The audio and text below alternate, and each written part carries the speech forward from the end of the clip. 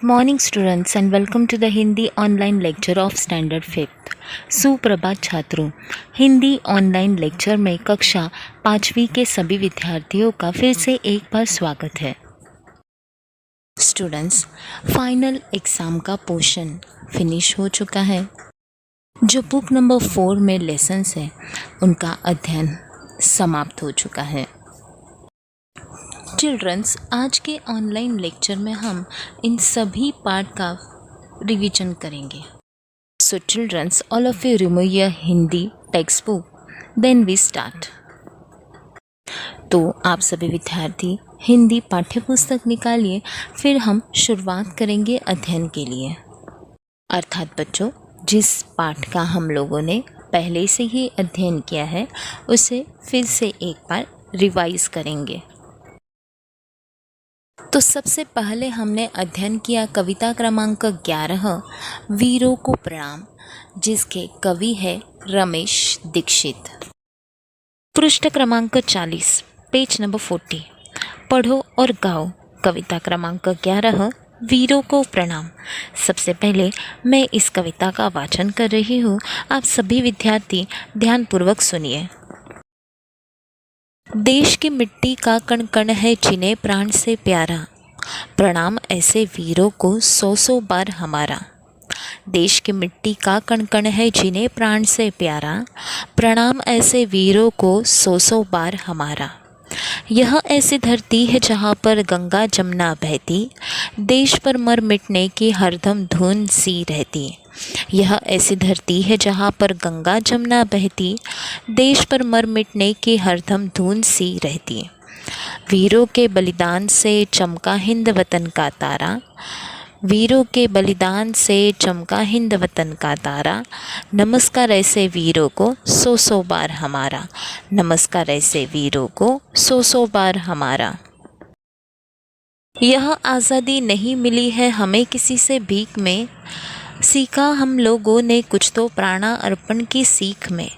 यह आज़ादी नहीं मिली है हमें किसी से भीख में, सीखा हम लोगों ने कुछ तो प्राणार्पण की सीख में। देश की मिट्टी का कण कण है जिन्हें प्राण से प्यारा, देश की मिट्टी का कण कण है जिन्हें प्राण से प्यारा। प्रणाम ऐसे वीरों को 100 बार हमारा, प्रणाम ऐसे वीरों को 100 बार हमारा। कवि रमेश दीक्षित। चिल्ड्रंस, इस कविता का मुख्य भाव उद्देश्य यही है कि देशभक्ति और देश प्रेम की भावना जगाना। बच्चों, कई ऐसे वीर भारत देश को मिले हैं जिनको देश की मिट्टी का कण कण प्राण से भी प्यारा था, यानी कि उनके जान से भी प्यारा था, और ऐसे वीरों को हमारा 100 बार प्रणाम है। ऐसे कवि यहाँ पर कहते हैं प्रणाम अर्थात नमस्कार, वीर अर्थात बहादुर पराक्रमी। अब भारत देश ऐसी धरती है जहाँ पर गंगा जमुना जैसी नदियाँ बहती है। यहाँ पर जो वीर हैं उन्हें देश पर मर मिटने की हरदम धुन सी लगी रहती है, धुन अर्थात लगन। और इन्हीं वीरों के बलिदान से आज हिंद वतन का तारा सारी दुनिया में चमक रहा है, वतन अर्थात देश। तो ऐसे वीरों को 100 बार प्रणाम हमारा, ऐसे कवि यहाँ पर कहते हैं। अब कवि कुछ इस प्रकार कहते हैं कि यह जो आज़ादी है, जो स्वतंत्रता है, वह हमें किसी से भीख में नहीं मिली है, क्योंकि वीरों ने अपना बलिदान दिया है। और इसी आज़ादी के लड़ाई ने हमें प्राणार्पण की सीख दी है। और जिन वीरों ने देश को अपनी जान से भी अधिक प्यार किया है, उन्हें मिट्टी का हर एक कण प्राण से भी प्यारा है, उन्हीं वीरों को यहाँ 100 बार प्रणाम किया है। तो छात्रों, हमने कुछ इस प्रकार इस कविता का अध्ययन किया था। कविता के बाद हमने अध्ययन किया है पाठ क्रमांक 12 सपूत, पेज नंबर 41, पढ़ो समझो और दोहराओ। बच्चों, यह पाठ एक कहानी है जिसके द्वारा हमें सीख मिलती है कि ज्ञान और बल से भी कर्तव्य और सेवा जैसे सद्गुण मनुष्य को श्रेष्ठ बनाते हैं। जो हमने अध्ययन द्वारा यह जाना कि बहुत पुरानी बात है, फुलेरा नामक एक गांव था जो कि आदर्श गांव माना जाता था। गांव में हर तरफ स्वच्छता थी। गांव की गलियों में नियमित रूप से झाड़ू लगाई जाती थी। नालियाँ रोज साफ की जाती थी। लिपाई पुताई करके घर आंगन सुंदर रखा जाता था। परिसर में बड़ी संख्या में पेड़ पौधे थे। कुएं का पानी निर्मल रखने के लिए आवश्यक सावधानियां बरती जाती थी। पनघट स्वच्छ और सुसज्जित था। बच्चों, आदर्श इस शब्द का अर्थ है अनुकरण करने योग्य। स्वच्छता यानी सफाई। परिसर इस शब्द का अर्थ है आसपास की जगह। निर्मल अर्थात स्वच्छ। सावधानी इस शब्द का अर्थ है सतर्कता। पनघट इस शब्द का अर्थ है पानी भरने का स्थान, घाट। और सुसज्जित इस शब्द का अर्थ है अच्छा सजाया हुआ। बच्चों, एक दिन इसी पनघट पर 3 स्त्रियां पानी भर रही थी। वे अपने अपने लाडले के गुणों का बखान कर रही थी, अर्थात अपने बेटों का वर्णन कर रही थी, तारीफ कर रही थी। उसमें से एक स्त्री बोली, बहन, मेरा सपूत बड़ा विद्वान है। सपूत इस शब्द का अर्थ मैंने आपको पहले भी बताया, गुणवान पुत्र। विद्वान अर्थात पंडित, होशियार। वह जो पहली स्त्री का बेटा था बच्चों, वह जब से शहर से पढ़कर आया था, चारों ओर उसकी धूम मची थी।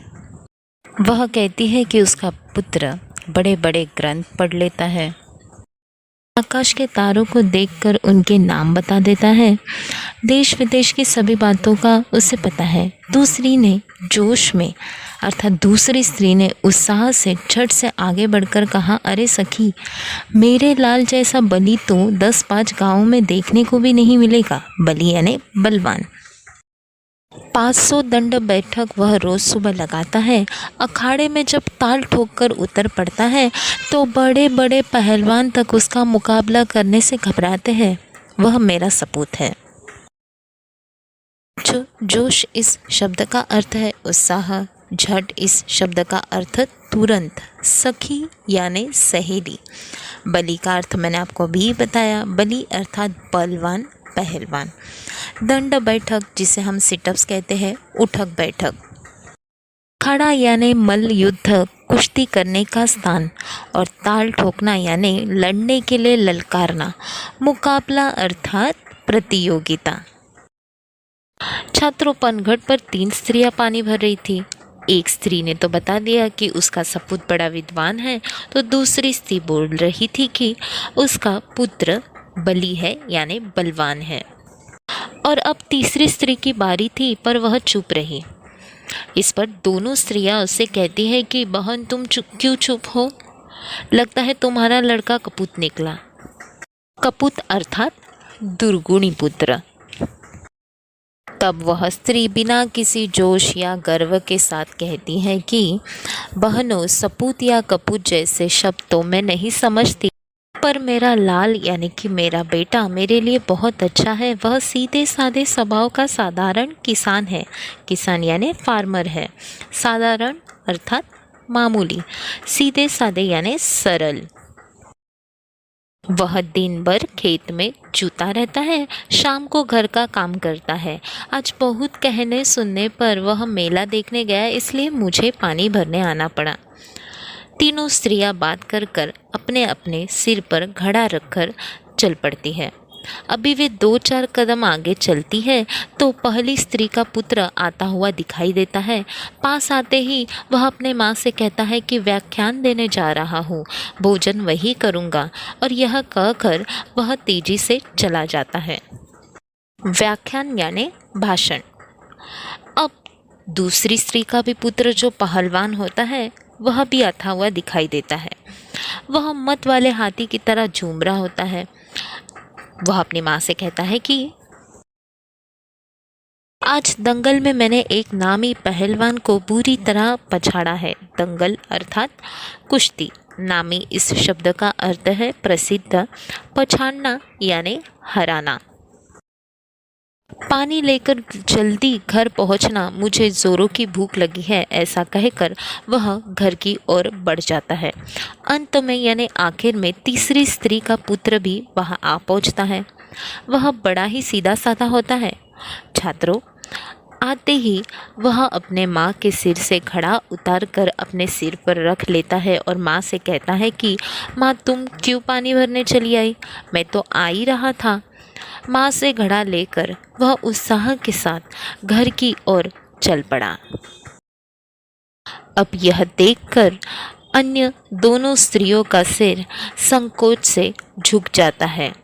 संकोच अर्थात लज्जा। उन्हें बोध हो जाता है कि कर्तव्य और सेवा के बिना ज्ञान एवं बल अधूरे है। बोध इस शब्द का अर्थ है ज्ञान, समझ। वे समझ गई कि सपूत तो तीसरी स्त्री का बेटा ही है। तो इस प्रकार बच्चों, हमने अभी तक कविता क्रमांक 11 वीरों को प्रणाम और पाठ क्रमांक 12 सपूत, इनका जो पहले अध्ययन किया था उसे हमने फिर से एक बार रिवाइज किया है। अब हम बढ़ते हैं आगे, पेज नंबर 43, पाठ क्रमांक 13 की तरफ। पेज नंबर 43, पढ़ो और बोलो। पाठ क्रमांक 13, राष्ट्रीय त्योहार। राष्ट्रीय त्योहार अर्थात नेशनल फेस्टिवल। बच्चों, प्रस्तुत पाठ में विद्यार्थी राष्ट्रीय त्योहार पर बातचीत कर रहे हैं। यह एक संवादात्मक पाठ है। एक बातों की चर्चा एकांकी के रूप में प्रस्तुत की गई है। ज्ञान, आकांक्षा, त्रंबक और क्षितिज राष्ट्रीय त्योहार पर चर्चा करते हैं। ज्ञान कहता है कि स्वतंत्रता दिवस एवं गणतंत्र दिवस हमारे राष्ट्रीय त्योहार है। बच्चों, आप सभी को पता है, स्वतंत्रता यानी आज़ादी, दिवस यानी दिन, गणतंत्र यानी प्रजातंत्र। तो independence day and Republic day ये हमारे नेशनल फेस्टिवल है। अब इन बातों की चर्चा हमने भी पहले ऑनलाइन लेक्चर में की है बच्चों, कि हम स्वतंत्रता दिवस एवं गणतंत्र दिवस क्यों मनाते हैं। तो ज्ञान के इस बात पर स्वतंत्रता दिवस एवं गणतंत्र दिवस हमारे राष्ट्रीय त्योहार है, इस पर आकांक्षा कहती है कि अमर सपूतों के अथक प्रयासों से 15 अगस्त 1947 को हमारा देश स्वतंत्र हुआ।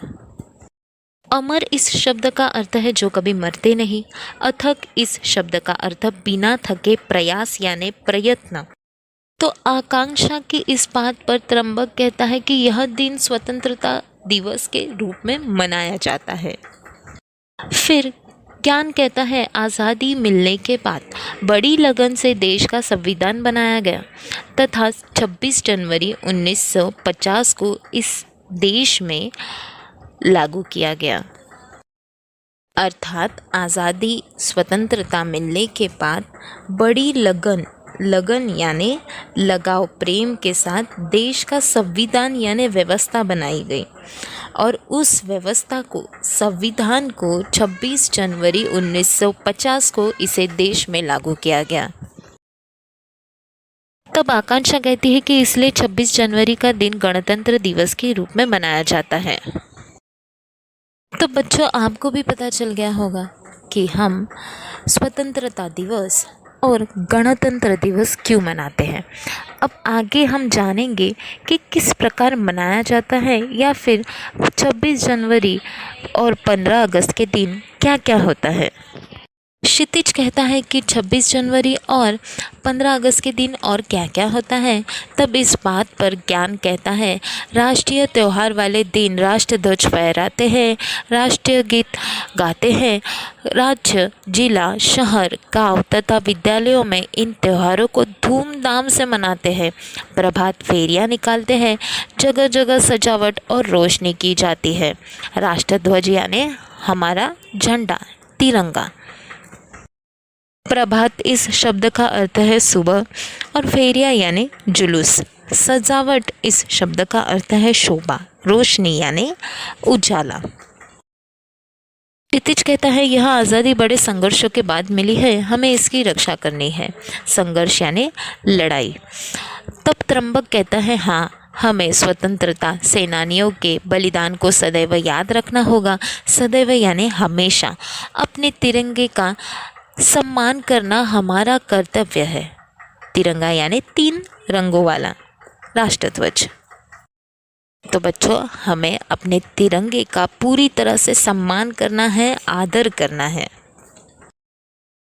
आखिर में आकांक्षा कहती है कि राष्ट्रीय त्योहारों पर झंडा वंदन के लिए सभी का समय पर उपस्थित होना आवश्यक है। उपस्थित अर्थात हाजिर होना। राष्ट्रगीत के समय सदैव सावधान की मुद्रा में खड़े रहे और राष्ट्रीय त्यौहार हमें पूरी निष्ठा के साथ आनंद पूर्वक मनाने चाहिए। निष्ठा अर्थात श्रद्धा। सो चिल्ड्रंस, राष्ट्रीय त्यौहार इस पाठ को भी अभी हमने रिवाइज किया है। छात्रों, आज के ऑनलाइन लेक्चर में हमने 3 पाठ का रिवीजन किया। कविता क्रमांक 11 वीरों को प्रणाम, पाठ क्रमांक 12 सपूत जो कि एक कहानी है, और पाठ क्रमांक 13 राष्ट्रीय त्यौहार। और पाठ बाकी हैं जिनका रिवीजन हम नेक्स्ट ऑनलाइन लेक्चर में अर्थात कल करेंगे। पाठ क्रमांक 14 हम अलग ग्रुप 1, ब झुक झुक गाड़ी, उसके बाद ज्ञानी, और पाठ क्रमांक 16 बचाओ। तो आप सभी विद्यार्थियों को आज यह जो 3 पाठ जिनका हमने रिवीजन किया है, पाठ क्रमांक 11, 12, 13, इनका वाचन करना है, रीडिंग करना है। यह पाठ आप सभी विद्यार्थियों को 5 टाइम्स रीड करना है और इसके साथ इस पाठ के आधार पर टर्म बुक नंबर 4 अर्थात कंबाइन बुक नंबर 4 में जो भी प्रश्न उत्तर हमने हल किए हैं उसे याद करना है। मैं आपको फाइनल एग्ज़ाम का पोर्शन फिर से एक बार बता रही हूँ, आप सभी ध्यानपूर्वक सुनिए।